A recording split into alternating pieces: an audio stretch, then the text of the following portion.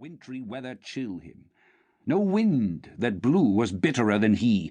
No falling snow was more intent upon its purpose. No pelting rain less open to entreaty.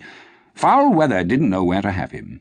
The heaviest rain and snow and hail and sleet could boast of the advantage over him in only one respect. They often came down handsomely, and Scrooge never did.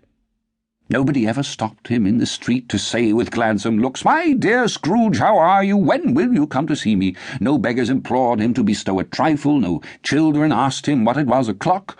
No man or woman ever once in all his life inquired the way to such and such a place of Scrooge. Even the blind men's dogs appeared to know him, and when they saw him coming on would tug their owners into doorways and up courts, and then would wag their tails as though they said, "No eye at all is better than an evil eye, dark master." But what did Scrooge care? It was the very thing he liked. To edge his way along the crowded paths of life, warning all human sympathy to keep its distance, was what the knowing ones call nuts to Scrooge. Once upon a time, of all the good days in the year on Christmas Eve, old Scrooge sat busy in his counting-house. It was cold, bleak, biting weather, foggy withal, and he could hear the people in the court outside go wheezing up and down, beating their hands upon their breasts and stamping their feet upon the pavement stones to warm them. The city clocks had only just gone 3, but it was quite dark already. It had not been light all day, and candles were flaring in the windows of the neighbouring offices like ruddy smears upon the palpable brown air. The fog came pouring in at every chink and keyhole, and was so dense without that although the court was of the narrowest, the houses opposite were mere phantoms. To see the dingy cloud come drooping down, obscuring everything, one might have thought that nature lived hard by, and was brewing on a large scale.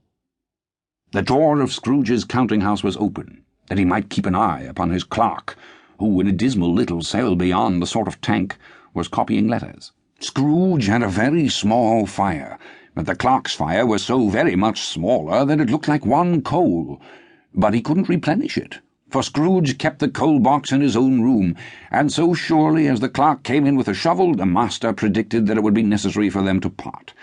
Wherefore the clerk put on his white comforter and tried to warm himself at the candle, in which effort, not being a man of strong imagination, he failed. "A Merry Christmas, Uncle! God save you!" cried a cheerful voice. It was the voice of Scrooge's nephew, who came upon him so quickly that this was the first intimation he had of his approach. "Bah!" said Scrooge. "Humbug!" He had so heated himself with rapid walking in the fog and frost, this nephew of Scrooge's, that he was all in a glow. His face was ruddy and handsome, his eyes sparkled, and his breath smoked again. "Christmas a humbug, Uncle?" said Scrooge's nephew. "You don't mean that, I'm sure." "I do," said Scrooge. "Merry Christmas. What right have you to be merry? What reason have you to be merry? You're poor enough." "Come, then," returned the nephew gaily. "What right have you to be dismal? What reason have you to be morose? You're rich enough." Scrooge, having no better answer ready on the spur of the moment, said, "Bah!" again, and followed it up with, "Humbug!" "Don't be cross, Uncle," said the nephew.